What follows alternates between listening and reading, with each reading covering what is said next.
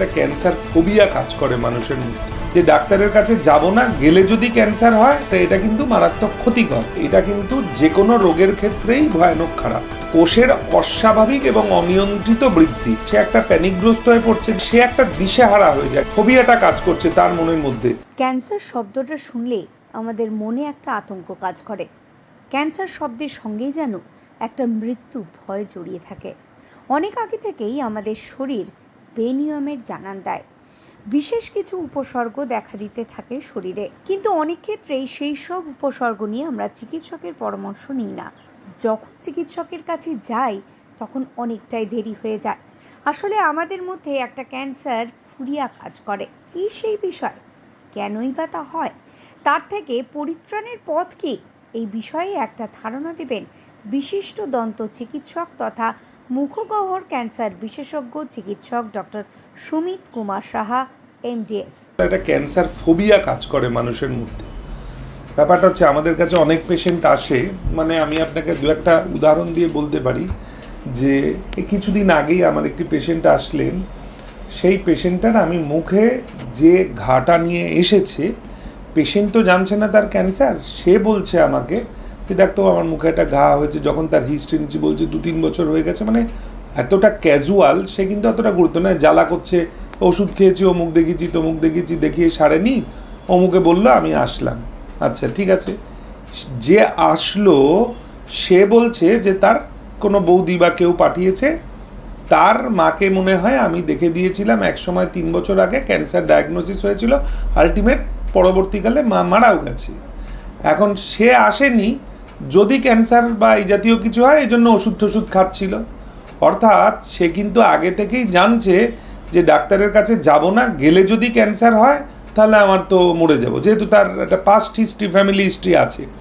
এই যে ফোবিয়াটা, এটা কিন্তু মারাত্মক ক্ষতিকর মানুষের জন্য, আমাদের সমাজের জন্য। অর্থাৎ আমি আমার অমুক রোগ হতে পারে তাই জেনে আমি চিকিৎসা করাবো না, এবং পরবর্তীকালে যখন সেই রোগের যে লক্ষণটা প্রকাশ পাচ্ছে তখন আমি অপারগ হয়ে ডাক্তারের কাছে যাব। এটা কিন্তু যে কোনো রোগের ক্ষেত্রেই ভয়ানক খারাপ।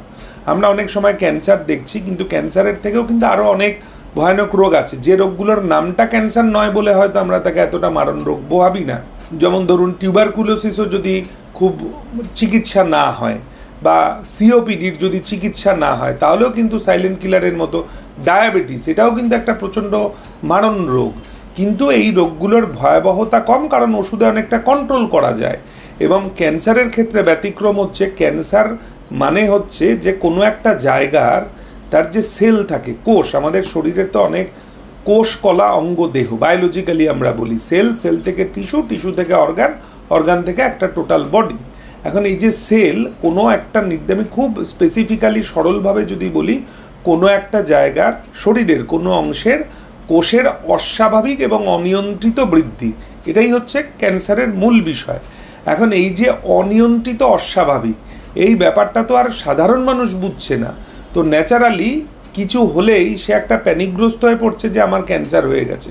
আরে ক্যান্সার হয়ে যেতেই পারে, ধরুন হয়ে গেছে, এবার সে একটা দিশেহারা হয়ে যায়, কার কাছে যাব, কোথায় যাব, কি চিকিৎসা করব, আদৌ কি আমার ক্যান্সার হলো, মনে মনে বিশ্বাসযোগ্যতা না, আমার হতে পারে না ক্যান্সার। এই একটা নিজের উপর ওভার কনফিডেন্স এসে যায়, যে মানে পুরোটাই কিন্তু প্যানিক হয়ে হচ্ছে, সে ফোবিয়াটা কাজ করছে তার মনের মধ্যে।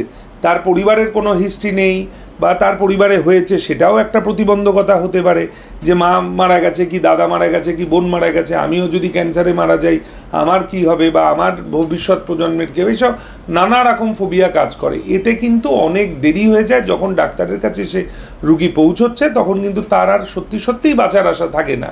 এখন সেটা যখন সে মরে গেল, তার পরিবারের অন্য পরিজনরাও কিন্তু সে থেকে আতঙ্কগ্রস্ত হয়ে গেল। এই আতঙ্কটা একটা সামাজিক ব্যাধি। এই ব্যাধিটা যদি আমরা নিরাময় করতে না পারি তাহলে কিন্তু ক্যান্সারকে জয় করাটা অসম্ভব। শুধু তো আমরা অ্যাওয়ারনেস করলাম তাই দিয়ে হবে না। আমরা প্রথমেই বলেছি রুটিন চেক আপ একটা দরকার, শরীরের হোল বডি চেক আপ সেটা একটা দরকার। তাহলে কিন্তু অনেক সুস্থ অবস্থাতেই আমরা মানুষকে তার রোগগ্রস্ত জীবন থেকে ভালো জীবনে ফিরিয়ে দিতে পারি।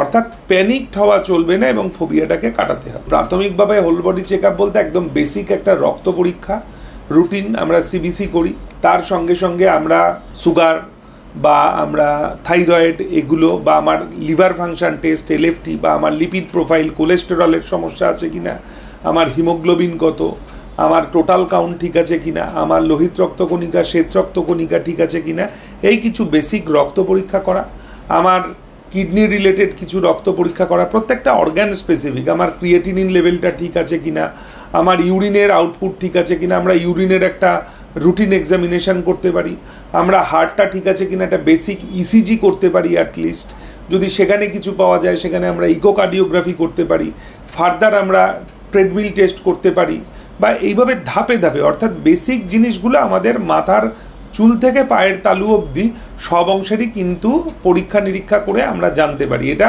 যে কোনো ফিজিশিয়ানের কাছে গেলেই তিনি কিন্তু একটা মানুষ স্বাভাবিক আছেন কি না জানার জন্য খুব মিনিমাম কিছু টেস্ট লিখে দেন, সেটা করলেই আপনার প্রাথমিক কোনো রোগ আছে কিনা এটা আমরা শনাক্ত করতে পারি। আপনার ও আপনার পরিবারের সদস্যদের শারীরিক ও মানসিক সুস্থতা অনেকটাই আপনার হাতে। তাই শরীর ও মনের নানান রোগ, তার প্রতিকার ও পরিচর্যা সহ নানান গুরুত্বপূর্ণ বিষয় আপনাদের জানাবেন প্রতিষ্ঠিত চিকিৎসক ও বিশেষজ্ঞরা। আপনাদের কোনো প্রশ্ন থাকলে বা কোনো বিষয় জানতে হলে আমাদের মেসেজ বক্সে লিখে জানান। আর ফলো করুন আমাদের ফেসবুক পেজ এবং অবশ্যই সাবস্ক্রাইব করুন আমাদের YouTube channel digital news Bangla health এবং ডিজিটাল নিউজ বাংলা। দেখুন আমাদের খবর। ভালো লাগলে অন্যদের শেয়ার করে তাদেরকেও দেখার সুযোগ করে দিন। নিজে সুস্থ থাকুন, অন্যদের সুস্থ রাখুন।